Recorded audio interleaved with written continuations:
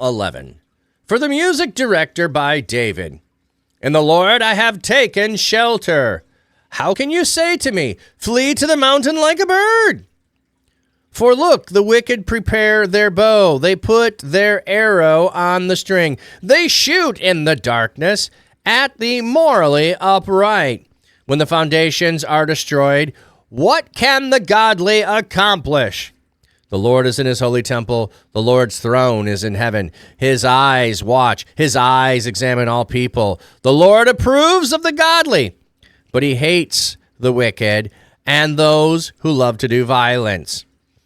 May he rain down burning coals of brimstone on the wicked. A whirlwind is what they deserve. Certainly the Lord is just. He rewards godly deeds. The upright will experience his favor. Very short one. But we have this for the music director. Like, this is one that maybe somebody should take and make a modern song with. In the shelter of the Lord I have, in the Lord I have taken shelter. This is where my abode is. I'm in the Lord. So I'm already in the Lord. How can you say to me, flee to the mountain like a bird? I don't need to flee anywhere. I am already in God's shelter. He is protecting me. I don't need to hide and run away. Even though the wicked are preparing the bow, they're going to be shooting into the darkness. They will not find. They are shooting at. They're aiming at. They will not be able to hit. When the foundations are destroyed, what can the godly accomplish? Quotation of the advisor's words begin in 11:1 and end at this point. Okay. The advice of the psalmist to flee because the enemy is poised to launch a deadly attack. In such a lawless and chaotic situation, godly people like the psalmist can accomplish nothing, so they might as well retreat to a safe place. Okay.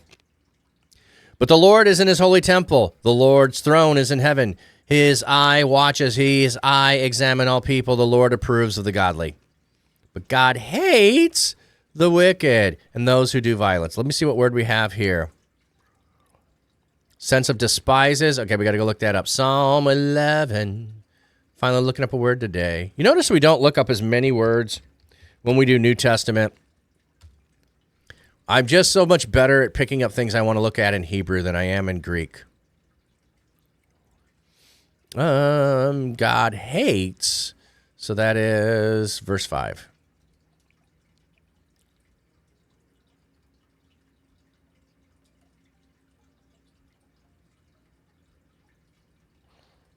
Oh, wow. So word order here puts us as the last word. Sayin. Sena? Strong's H8130. Sane.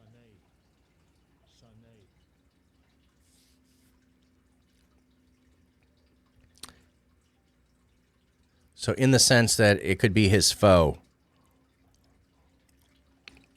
And those who do violence. What do you have here on the violence? The wicked one and the lover of violence. The singular form is used here in a collective or representative sense, since the plural form, wicked ones, is used earlier. So, those who do violence.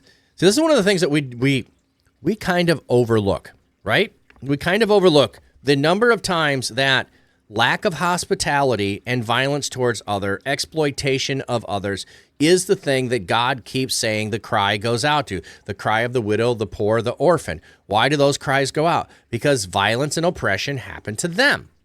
That's why the poor, the widow, the orphan, and the foreigner's cries are heard. Because God does not like to hear or see that they are taken advantage of. So, think about that. Anytime you are taking advantage of someone, anytime the system takes advantage of people, anytime they fall through the cracks, so they're not taken advantage of, but they're not upheld. They are overlooked. This is something that God hates. We should be concerned about that. I'm not saying I have solutions, okay? I don't have solutions to the homeless problem. Right now, we are in a place, and A lot of our homeless shelters where I live are religious based, and they have requirements for people to be able to attend worship service or something like that to be able to get the shelter, or they require you to stay over, like and honestly, in some cases, I understand they have established rules. That's how they get their funding, is to be able to do that. I get it. But sometimes they're not demonstrating love when you don't have a safe place for a homeless person to store their stuff while they're asleep, when you don't have a private room for them to be able to stay in. They would rather protect their stuff that they have than lose their stuff by getting a warm night or a warm bed for a night. Anyway, we're so cold right now, almost all the shelters throw out all of their rules and regulations and let anybody come in for the night because they don't want people out there. And I'm like, why don't we do this the rest of the time? Oh, audio is starting to crackle. Oh, man.